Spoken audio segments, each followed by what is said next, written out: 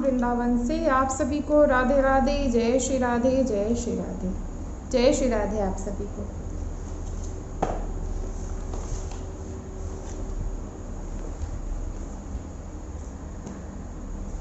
तो आशा करते हैं आप सभी से कि आप सभी खूब भजन कर रहे होंगे, जैसा कि आप सभी को बार बार समझाया जाता है, कहा जाता है।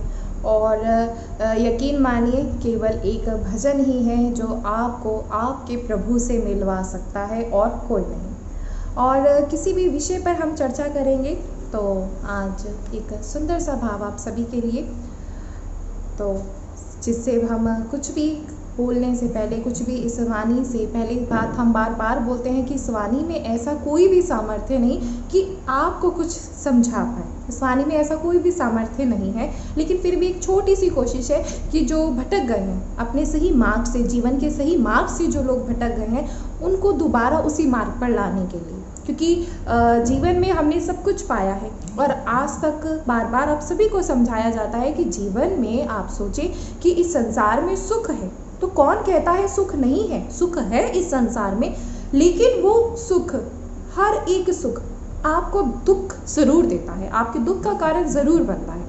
इसलिए इस बात पर आप सभी ध्यान दीजिए, जितना भजन आप कर सकते हैं उतना करें, क्योंकि प्रभु से मिलना, प्रभु के चरणारविंद से जुड़ना, ये कोई आसान कार्य तो नहीं है कि हम आपसे बोल दें कि बहुत ही आसान कार्य नहीं। क्योंकि हृदय में अगर प्रभु वास करेंगे तो उस वहाँ कोई और वास नहीं करना चाहिए। यानी कोई संसारिक वस्तु, कोई संसारिक ऐसा कहीं से भी हमें कुछ लालच हो या कहीं से हम जुड़े हुए हो, कुछ भी हो, तो वो अगर हमारे भीतर है तो यकीन मानिए वो एक सबसे बड़ी बात है। तो एक बहुत ही सुंदर सा भाव आप सभी के लिए, और आप सभी ज़रूर सुनिए और कोशिश कीजिए कि आप सभी भी ज़रूर गुनगुनाएं, ज़रूर इस क्योंकि इस जिब्या पर ना जाने, क्योंकि आजकल ये संगीत है और जो आप जिसे कहते हैं कि संगीत मन को शांति देता है, हम मानते हैं संगीत मन को शांति देता है, लेकिन अगर वही संगीत अगर वो प्रभु के लिए हो, अगर वो कुछ ऐसा कोई भजन हो, कोई पद हो, तो यकीन मानिए उसे सुनने से और उसको बोलने से एक बड़ा ही आनंद मिलता है। हम कई बार आप लोग कोशिश करते हैं कि बहुत ज़्यादा मन जो है आपका टेंशन्स हैं आप जैसे कहते हैं, तो यकीन मानिए आप सभी भजन गायन कीजिए, पद गायन कीजिए, तो जो आपको, जिसे आप एक डिप्रेशन कहते हैं, वो कहीं ना कहीं आपका गायब हो जाता है, ये तो हम कह सकते हैं। क्योंकि ये आप सोचें कि ऐसा कैसे हो सकता है कि क्या कोई भजन से, कोई पद से, तो यकीन मानिए ऐसा हो जाता है। तो जिसमें आपके दो कार्य हो जाते हैं, एक तो आपका जो जिसे डिप्रेशन आप कहते हैं वो डिप्रेशन, क्योंकि आजकल हर एक दूसरे प्राणी में ये जो डिप्रेशन है, जो मनुष्य है उसमें डिप्रेशन देखने के लिए मिलता है, उसको डिप्रेशन होता है। किसी से भी कुछ कह दिया जाए तो कहते हैं कि ये डिप्रेशन में, ऐसा होता है। और इस बात पर आप सभी ध्यान दीजिए, जो भजन है, जो पद गायन है, जितने भी हैं, एक तो आपका डिप्रेशन ख़त्म करते हैं, और दूसरा जब आप इन्हें गायन करते हैं तो यकीन मानिए प्रभु ज़रूर सुनते हैं और बड़ा ही आनंद होते हैं, उनको बड़ा ही सुख मिलता है कि हाँ आप उनके लिए कुछ पद गायन करते हैं। तो हम चलते हैं और एक सुंदर सा भाव आप सभी के लिए प्रस्तुत करते हैं। श्री राधा वल्लभ लाल की जय हो। जिन्होंने हमें प्यार करना सिखाया, उन्हीं व्यास नंदन की जय बोलते हैं। जिन्होंने हमें प्यार करना सिखाया, उन्हीं व्यास नंदन की जय बोलते हैं। जिन्होंने लड़े तीसी स्वामिनी हमें दिए लाल से सागर छबीले। जिन्होंने लड़े तीसी स्वामिनी हमें दिए लाल से सागर छबीले।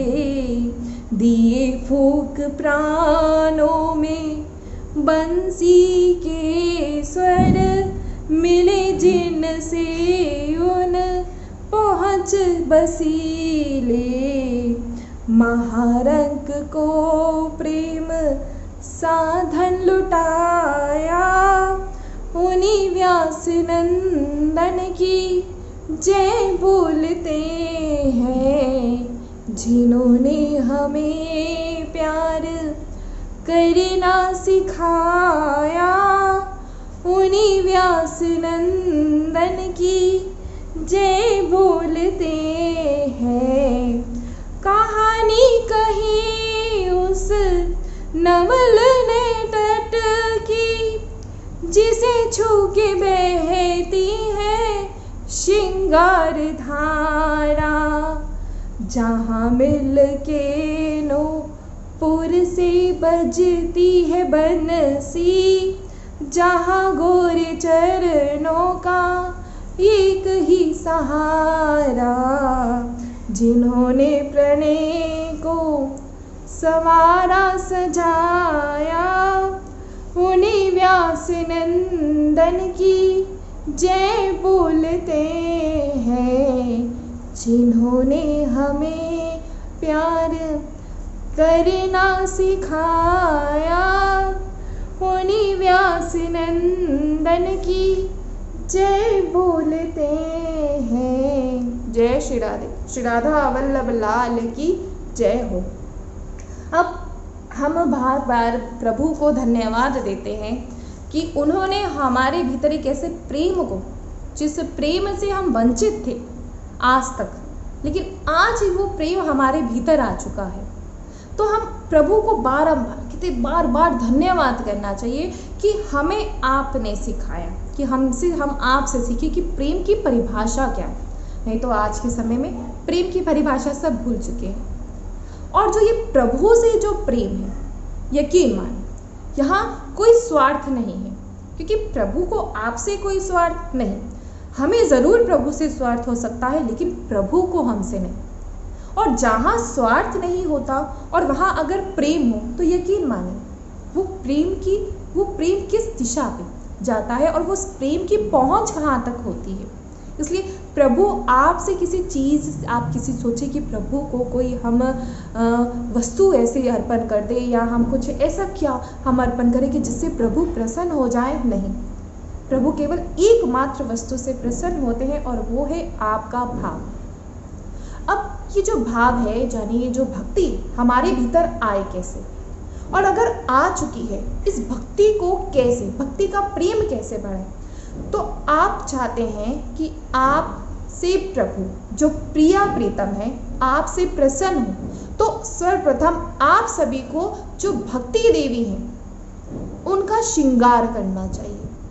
अब भक्ति देवी का श्रृंगार कैसे किया जाए? हर कोई सोचता है कि भक्ति देवी का श्रृंगार कैसे किया जाता है, तो भक्ति देवी का भी श्रृंगार किया जाता है। आज हम आप सभी को समझाएंगे कि कैसे किया जाता है, क्योंकि एक जो श्रृंगारित रूप होता है कोई, वो बहुत ही आकर्षक होता है, उसमें एक बहुत ही आकर्षण होता है। कोई भी अगर स्त्री है, वो एक सुंदर है, साथ में वो श्रृंगार कर लेती है, तो उसका जो रूप है वो और देखने के लायक हो जाता है। ऐसे ही आपके भीतर भक्ति भाव जरूर है, सबके भीतर होता है। ऐसा नहीं कि किसी के भीतर नहीं होता, सबके भीतर होता है। लेकिन उस भाव को श्रृंगार, उस भाव को बढ़ाए कैसे, भक्ति को कैसे बढ़ाए, तो उसे श्रृंगार करना चाहिए। और अपने इष्ट देव को प्रसन्न करने के लिए आप चाहते हैं कि जो आपके इष्ट देव हैं आपसे प्रसन्न रहें, तो यकीन मानिए आपको ये श्रृंगार करना अति आवश्यक है। कहते कैसे? भक्ति देवी की श्री विग्रह की निर्मलता के लिए कथा श्रवण उपटन है। आप जो ये कथा सुनते हैं, जो आप चाहे सत्संग सुनते हैं, तो कहते जो ये कथा है, कथा श्रवण करना, ये सत्संग श्रवण करना, ये भक्ति देवी के श्रृंगार के लिए एक उपटन है। किस प्रकार? जिससे जो हमारे भीतर अहंकार रूपी मैल होता है उसका मिटा देती है। और फिर श्रद्धा रूपी, हमारी श्रद्धा रूपी सुगंधित तेल से उसकी जो शुष्कता है उसको, उस श्रद्धा रूपी तेल से, वो जो सुगंधित तेल है उससे उसको बिल्कुल चिकनाई लाइए। और फिर साफ जल से स्नान कीजिए। भाई जब अगर हम साफ जल से स्नान करते हैं, तो जिसे कहा कि हमारा मन भी साफ, कि हमारा जो श्रम है, अगर थके हुए होते हैं, जिसे आप साफ जल से अगर स्नान करते हैं तो मन की शीतलता भी, तन की भी शीतलता हो जाती है। इसी प्रकार भक्ति देवी का श्रृंगार भी करना चाहिए। और उसके बाद दया के अंगोचे से पोंछिए। ये सब करने के बाद आपको उसको दया के अंगोचे से पोंछना चाहिए, क्योंकि जिसके भीतर दया होती है, जिसके भीतर दया भाव होता है, वो प्रभु को बहुत प्रिय होते हैं। आप जो सोचते हैं, क्योंकि आज के इस समय में अगर जरा सा भी हमें कुछ प्राप्त हो जाता है तो कहीं ना कहीं उसका अभिमान हमारे भीतर अवश्य आ जाता है, और कह दिया जाता है कि अभिमान ये एक हकीकत है, परम सत्य है कि जो अभिमान, जिनमें अभिमान होता है वो प्रभु से दूर रहते हैं और हमेशा दूर रहते हैं। और अगर आप चाहते हैं कि आपके भीतर जो भक्ति भाव है उसका सुंदर सा श्रृंगार हो, तो उससे आपको जो अभिमान है उसका भी मैल आप सभी को छुड़ाना है, और दया के भाव से, जो दया है उसके अंगोचे से आपको पहुंचना है। फिर आपको कहते नर्मदा के वस्त्र पहनाकर उसे तैयार कीजिए। ये दया, नर्मदा, ये सब चीज़ें, ये सब जो होते हैं, जिनके भीतर ऐसे, सबके भीतर ऐसे भाव होते हैं, तो यकीन मानिए उनके भीतर जो भक्ति है ना, जो श्री हमारी भक्ति देवी है, वो अत्यंत ही बड़ा ही सुंदर, अपने आप को सुंदर महसूस करती हैं। और फिर संकीर्तन रूप अनेक आभूषण, हरि और साधु सेवा के करण फूल तथा मानसी सेवा की सुंदर नथ पहनाई। इस प्रकार देखिए भक्ति देवी का श्रृंगार किया जाता है। आज आप सभी को समझाया जा रहा है, ऐसे आप सभी भी भक्ति देवी का श्रृंगार अवश्य करें। और जब ऐसा श्रृंगार आप सभी भक्ति देवी का कर लेते हैं तो यकीन मानिए जो प्रिया प्रीतम है, हमारी श्री प्रिया प्रीतम है, वो प्रसन्न हो जाते हैं, और जो भी ऐसे श्री भक्ति देवी का श्रृंगार करता है वो प्रिया प्रीतम को प्राप्त कर लेता है। अब भक्ति का भाव हमारे भीतर आए कैसे? सर्वप्रथम भक्ति का भाव, अगर जो भक्ति देवी हम अगर अपने भीतर इनको लाना चाहते हैं तो हमें इस बात का ध्यान रखना चाहिए, सबसे पहले होती है श्रद्धा, क्योंकि हमें अपने इष्ट पर श्रद्धा होना बहुत जरूरी है। ये नहीं कि आज अगर हम थोड़ा सा, हम बार बार बोलते हैं कि कोई भी भक्त है उसे ऐसा नहीं होना चाहिए कि अगर आज थोड़ा सा सुख है तो वो खुश हो जाता है और जरा सा दुख आते ही उसका मन विचलित हो जाता है और वो प्रभु पर आरोप लगाने लग जाता है। ऐसा नहीं होना चाहिए, क्योंकि एक बात आप सभी अपने जीवन में अवश्य याद रखिए, हमारे साथ कभी भी अगर अच्छा होता है या बुरा होता है तो प्रभु सब जानते हैं। अगर आप सोचें कि आपसे कोई अच्छी सी वस्तु जिससे आपको बहुत ही प्रिय है वो आपसे अगर छीन जाती है, आपसे दूर हो जाती है, तो कभी ऐसा नहीं सोचना चाहिए कि मेरे साथ ऐसा क्यों हुआ, कभी भी नहीं।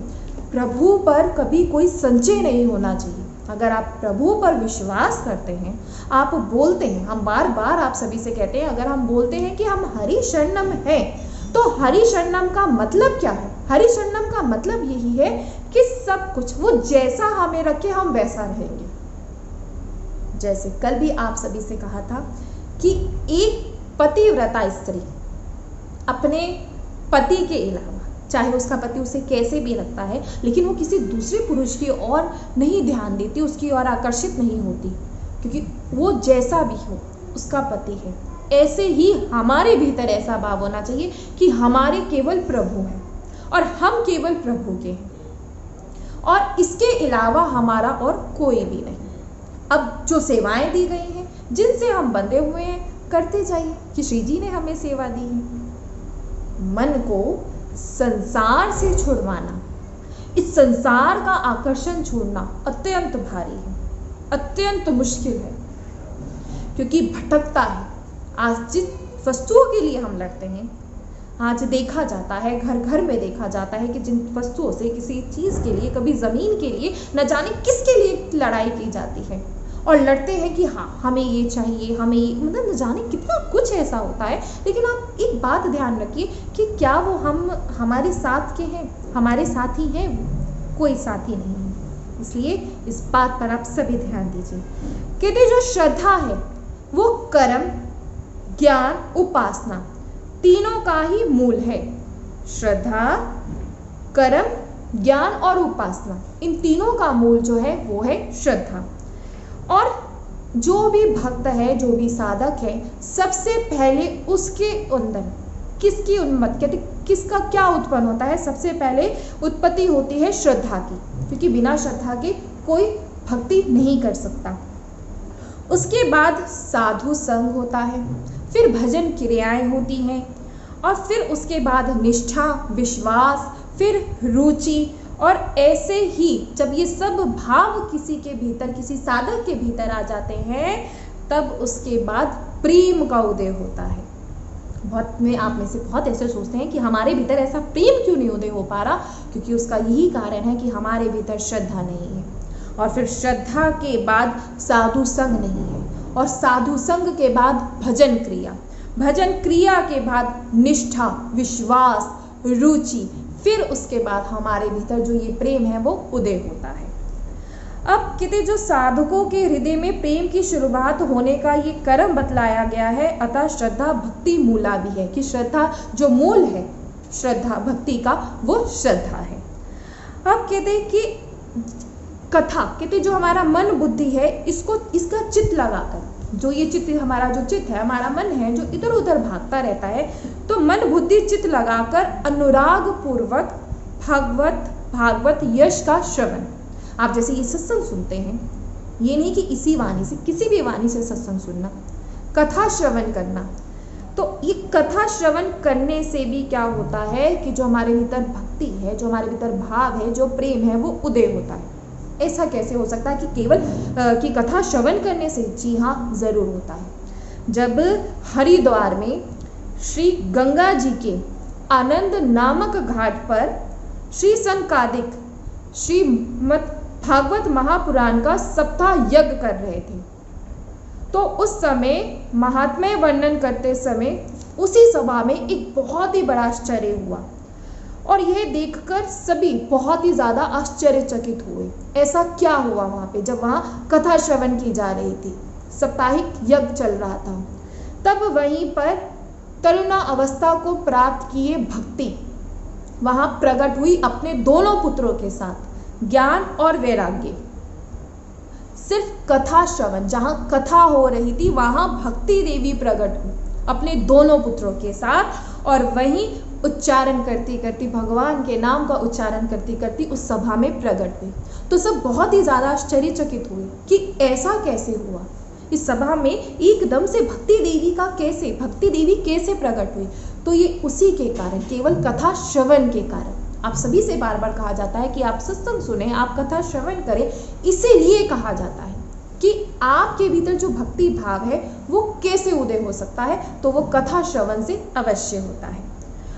और अब कहते सबसे बड़ा जो होता है मनुष्य में, वो होता है अभिमान। अभिमान समस्त दुखों और दोष का मूल है। हमारे भीतर जो अभिमान है, जब हम कहते हैं कि हमारे दुख का कारण क्या, बहुत से प्रश्न आते हैं कि इस दुख का कारण क्या है? जीवन में इतने सारे दुख, उसका कारण तो यकीन मानिए जो उसका कारण है वो केवल एकमात्र है, और वो है अभिमान। आज सभी ध्यान से आप जरूर सुनिएगा। आप चाहते हैं कि आपके भीतर जो ये भक्ति भाव है, जो श्री भक्ति देवी है, वो सुंदर सी नवयुक्ति रहे हमेशा, और आपके भीतर ऐसे ही विराजमान रहे, तो आप ये सभी जरूर सुनिएगा। तो अब जो कहते हैं अभिमान है, समस्त दुखों का मूल कारण जिसे कहा जाता है वो है अभिमान। सब में अभिमान, जरा सा कुछ हमें मिलता है, कुछ भी चीज की प्राप्ति होती है, जरा सी मान प्रतिष्ठा हो जाती है, तो देखिए कैसा अभिमान आ जाता है। हर किसी से बात करने का मन नहीं करता। जो अपने कहते हैं कि हमारे ये बात करने लायक नहीं, क्योंकि हम में अभिमान है, हमारी मान प्रतिष्ठा है, या हम धनवान हैं, हम कुछ भी हैं, लेकिन हमारी मान प्रतिष्ठा है, तो हमारा इनसे बात करने का मन नहीं, हम नहीं कर सकते। तो आप एक बात, जिनके भीतर ये भाव ऐसा रहता है, जो अभिमान जिनके भीतर रहता है, तो एक बात आप सभी ध्यान रखिए, जो ये अभिमान है ना, कहते जो ये अभिमान है, गुमान गोविंद ही भावत नाही। जो ये गुमान है, जो ये अभिमान है, ये गोविंद को भाता नहीं है। तो अगर आप में अभिमान है तो आप इस बात का ध्यान रखिए कि आप गोविंद से दूर हैं, क्योंकि गोविंद ने, हमारे श्री कृष्ण ने, हमारी जो प्रियालाल हैं, उन्होंने तो अभिमान तो अपनी बीवी, अपनी धर्म पत्नी सत्यभामा का भी सहन नहीं किया, तो हम क्या हैं। इसीलिए अगर प्रभु की प्राप्ति चाहते हैं, अपने भीतर प्रेम का उदय चाहते हैं, तो आप सभी को एक बात ध्यान रखनी है कि हमारे भीतर जो अभिमान है इसे हमें निकाल देना है। और ये तो कहते बात कही जाती है कि चाहे आप सभी को, कि जो ये श्री नारद जी हैं, श्री नारद प्रभु जी हैं, ये प्रभु के निज जन हैं, क्योंकि हर समय नारायण नारायण जितना उच्चारण वो करते थे कोई नहीं। अब बोल भी दिया जाता है कि जो भजन है, आप में से बहुत ऐसे कि भजन तो सभी करते हैं, न जाने कितना उन्हें भजन करें, लेकिन केवल एकमात्र ऐसा ही क्यों कि जो विमान था वो केवल एक के लिए ही क्यों आया। आज तक न जाने कितने ज़्यादा भजनानंदी रहे हैं, ऐसी बात नहीं, कितने जाने आज भी हैं, लेकिन जो विमान था, जो विमान है, वो केवल एक ही बार यहाँ आया, और वो एक ही के लिए ही क्यों आया। आज उसके बाद ये विमान क्यों नहीं आया। हर किसी की आकांक्षा यही होती है। तो आप सभी ने सबके भाव जरूर सुने हैं। हम आप सभी से कहते हैं हम सबके भाव जरूर सुनते हैं। तो जब आप भाव सुनते हैं तो ये मत सोचिए कि आप उनके किसी के लिए आप किसी के भाव सुन रहे हैं, किसी का चरित्र के बारे में सुन रहे हैं। हमेशा ये सोचिए कि आप उनके साथ हो गए हैं, आप उनकी तरह बनने की कोशिश कीजिए। सुनना तो सही है, सुनना तो हम आपसे कहते हैं, सुनकर तो हर कोई सुनता है, इस वाणी से भी उच्चारण हो जाता है, हर कोई सुन लेता है, लेकिन इस जीवन में उतारना वो बड़ा मुश्किल है, बहुत ही मुश्किल है। हम बोल दें, आपको सुना दें और बड़ी ही वाही लूट लें, ऐसा ना जाने कितना क्या कुछ नहीं ऐसा हो जाता है, लेकिन जीवन में उसे कैसे उतारें, जीवन में उतारना ये बड़ा ही मुश्किल है। और लेकिन यकीन मानिए, जब जीवन में ये उतर जाता है, जो ये प्रेम है, और जब ये प्रेम हृदय में प्रकाशित होता है ना, तब ये अभिमान क्या, ये न जाने कितना कुछ, ये अपने आप ही गायब हो जाता है। प्रेम का उदय होने के लिए भक्ति देवी का श्रृंगार बहुत ही जरूरी है। तो अभिमान को अपने भीतर से जरूर निकालिए, क्योंकि जब तक आपके भीतर अभिमान रहेगा तब तक नहीं। अभिमान ही तो देखिए, अगर अभिमान की बात की जाए तो कितने ऋषि थे, जो भगवान राम थे, सभी ऋषियों को छोड़कर वो शबरी जी के यहाँ क्यों गए। कितने ऋषि थे, कितने जप तप करते थे, लेकिन सबको छोड़कर, सभी को छोड़कर जो भगवान राम थे वो शबरी के बेर खाने गए। तो क्या शबरी क्या थी, हर समय इंतजार करती थी, हर समय रोजाना सुंदर से अपने आंगन को सजाती थी और फल लेकर आती थी, चख कर रखती थी, न जाने क्या क्या करती थी कि एक दिन तो मेरे राम, क्योंकि उनके गुरु ने कह दिया था कि एक दिन राम अवश्य आएंगे, और हर समय इंतजार करती थी। पर हम कैसे करें, हमें इंतजार नहीं, हमें जरा सा भी अगर भजन हो जाए, जरा सी कुछ मान प्रतिष्ठा बन जाए, तो ऐसे अभिमान ऐसे हो जाते हैं कि ना जाने हम क्या हो चुके हैं। ऐसा नहीं, प्रभु को पाने के लिए सहज होना बहुत ही जरूरी है। बिल्कुल सरल बन जाइए, बिल्कुल सरल। हमें कुछ नहीं पता क्या है इस दुनिया में, कुछ भी नहीं है इस संसार में। कितने जन्मों से फंसते आ रहे हैं, और इतना ऐसा फंसे हैं कि इस मन को ही शांति नहीं मिल पाती। लेकिन आज जब प्रभु के, हम प्रियालाल के हम दर्शन कर रहे हैं, उनको साक्षात हम देख रहे हैं, तो यकीन मानिए आप सभी पर अब कृपा हो चुकी है, और इस कृपा को ऐसे व्यर्थ ना जाने दें। तो अपने भीतर आप सभी ना लेकर आए, क्योंकि जो ऐसा सोचते हैं, जाति, विद्या, महत्व, रूप तथा यौवन, ध्यान से सुनिएगा, जाति, विद्या, महत्व, रूप तथा यौवन, इन पांचों के अभिमान ही भक्ति पथ के मुख्य कांटे बाधक हैं। इसीलिए इन पांचों को अपने भीतर ना लाएं, क्योंकि ये आपके जो भक्ति मार्ग के जो सबसे बड़े कांटे हैं वो यही है। और कहते जैसे मैल से, अगर किसी शरीर पे मैल हो जाता है तो उसकी सौंदर्य का नाश हो जाता है। वैसे ही और ना जाने कितने रोगों को वो न्योता देता है। तो शरीर में ना जाने कितने रोग हो जाते हैं। ऐसे ही जो अभिमान से भक्ति की अशोभा तथा समस्त साधनों का सत्यानाश हो जाता है। इसीलिए जैसे एक उपटन से शरीर से मैल हटाया जाता है, ऐसे ही हमें अपने भीतर से जो ये अभिमान का मैल है इसे हमें हटाना है। हमें नहीं लेकर आना है अपने भीतर ऐसा अभिमान, ऐसा मैल कि जो हमें हमारी गोविंद से दूर करे, नहीं। और उपटन के बाद स्नान परम आवश्यक है। जब हम उपटन लगाते हैं मैल को खत्म करने के लिए तो स्नान परम आवश्यक है। वैसे ही श्रद्धा पूर्वक कथा श्रवण करना परम आवश्यक है। जब तक आप सभी कथा श्रवण नहीं करेंगे तब तक आप जो ये श्री भक्ति देवी का श्रृंगार करने जा रहे हैं ये व्यर्थ जाएगा। क्योंकि एक भी अगर कहते हैं, जैसे आप कहते हैं कि एक सीढ़ी चढ़ते हैं तो आप ऐसा तो नहीं कि एकदम से तीसरी सीढ़ी चढ़ जाते हैं, ऐसा तो नहीं होता कि चलो लगा ली छलांग और पहुंच जाए ऊपर, ऐसा नहीं होता, तो चोट लगती है। ऐसे ही आप सभी को ध्यान रखना है। और बिना मनन किए भक्ति का वास्तविक स्वरूप नहीं निकलता और ऐसे जब हम श्री हरि के पास जाना हमारा बहुत ही मुश्किल हो जाता है।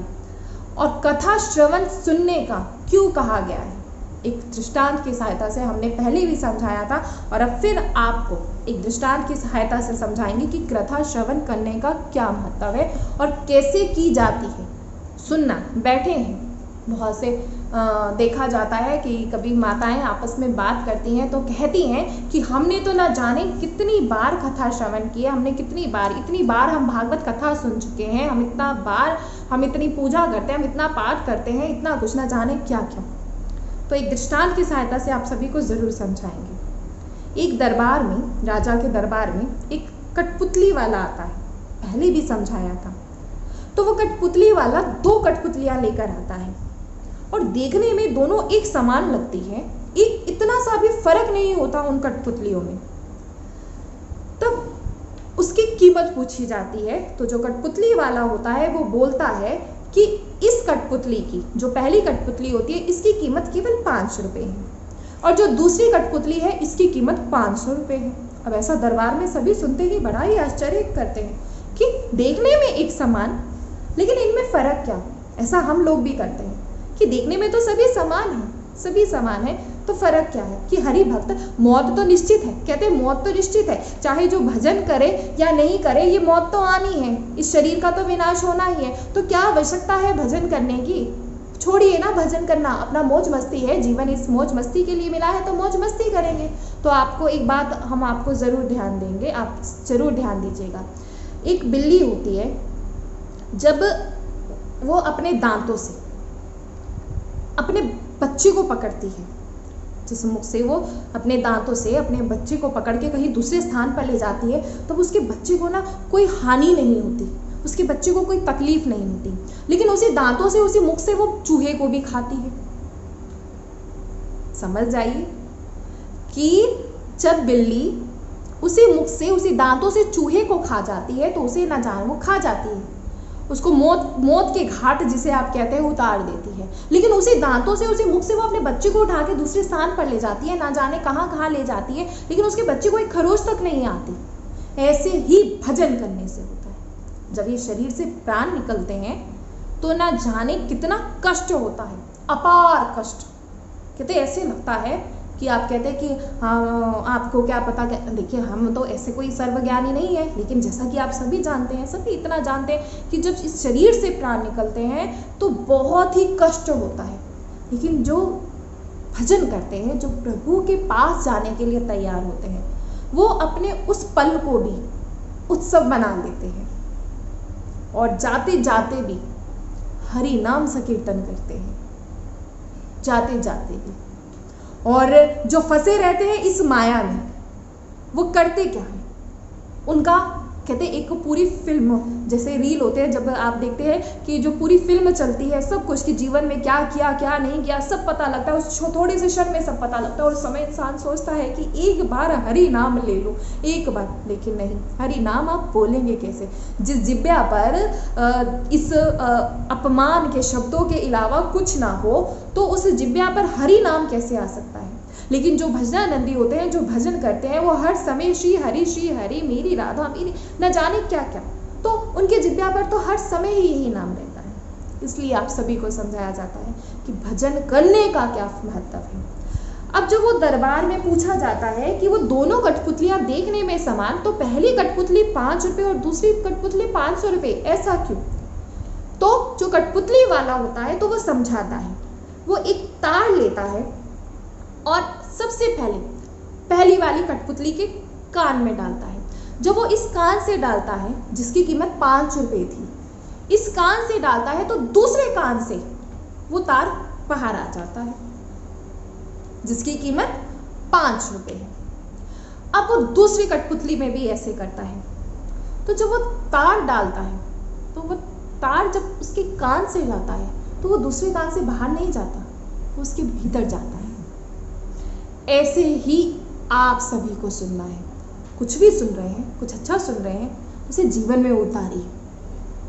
और जब जीवन में उतार लेंगे तो यकीन मानिए, इस जीवन का जो हमारे भीतर जो ये अभिमान है, ना जाने क्या क्या मैल भरा हुआ है, वो सब निकल जाएगा, सब। लेकिन कथा श्रवण करने से, ये कथा श्रवण करना, ये भजन करना, श्रद्धा होना, रुचि होना, विश्वास होना, ये सब कुछ यकीन मानिए, इन सब से आप सोचिए कि क्या प्रभाव होता है?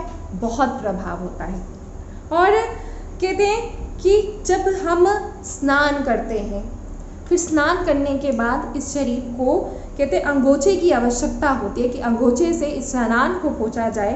वैसे ही श्रद्धा, श्रवण, मनन के साथ साथ दया भी होनी चाहिए।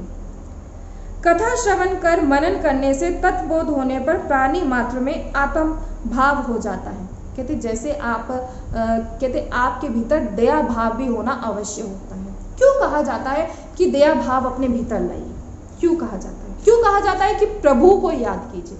क्यों कहा जाता है? जब हम प्रभु को याद करते हैं, इससे आगे जाने से पहले ही समझाएंगे, जैसे एक गेंद है, एक गेंद को हम दीवार पर मारते हैं, तो जब उसे दीवार पर मारा जाता है तो वो गेंद लौट करके हमारे पास आती है। ऐसा ही होता है। ऐसे ही होती है याद। जब हम प्रभु को याद करते हैं तो वो याद किस में परिवर्तन होकर हमारे पास आती है? याद का उल्टा क्या होता है? याद का उल्टा होता है दया। जी, जब हम प्रभु को याद करते हैं तो वो याद दया के भाव से, कहते वो परिवर्तन होकर दया हमारे भीतर आती है। और यकीन मानिए, जो भी प्रभु को याद करता है, जो प्रभु को भजता है, बार बार अपने प्रभु को याद करता है, तो उसके भीतर दया भाव जरूर होता है। और जिसके भीतर दया भाव होता है वो प्रभु का प्रिय होता है। इसलिए प्रभु को पाना चाहते हैं, अपने प्रिया प्रीतम को पाना चाहते हैं, उनके प्रिय बनना चाहते हैं। अब हम आपसे ये तो नहीं कहेंगे कि आपसे एक झूठी झूठी तसल्ली दे दे कि विमान उतर कर आएगा, ऐसा तो हम नहीं। और अगर आपकी भक्ति ऐसी है जैसे मीरा की थी, अब ऐसा कर सकते हैं, तो क्या नहीं आ सकता? क्यों नहीं आ सकता? लेकिन उसके लिए आप भक्ति वैसी कर सकते हैं। मीरा जैसी निष्ठा कौन कर पाया? कितने ज्ञानी, कितने भक्त, कितने चरित्र सुनते हैं भक्तों का, तो सुनने के साथ साथ ये नहीं होता कि सुना और हमारा कार्य खत्म, नहीं हो जाइए। जब साथ बैठे हैं और बोलिए, सुनिए ध्यान से और अपने जीवन में अवश्य उतारिए। और यकीन मानिए, एक दिन ऐसा जरूर आएगा। और एक बात और, जो राधा नाम जप ले लेते हैं, जो श्री धाम वृंदावन आ जाते हैं, श्री जी के दर्शन करते हैं, उनका एक तो उन्हें हम तसल्ली देना ज़रूर चाहेंगे कि उनका जो ये जीवन है, ये बरन है, बार बार जीना है, बार बार मरना है, वो तो आप सभी उससे मुक्त हो जाते हैं। लेकिन और उससे आगे श्री जी के चरणों की प्राप्ति करना चाहते हैं, श्री जी के निज महल में आप जाना चाहते हैं, श्री जी की सेवा करना चाहते हैं, तो उसके लिए निरंतर भजन करते रहिए हर समय। राधा राधा राधा राधा राधा राधा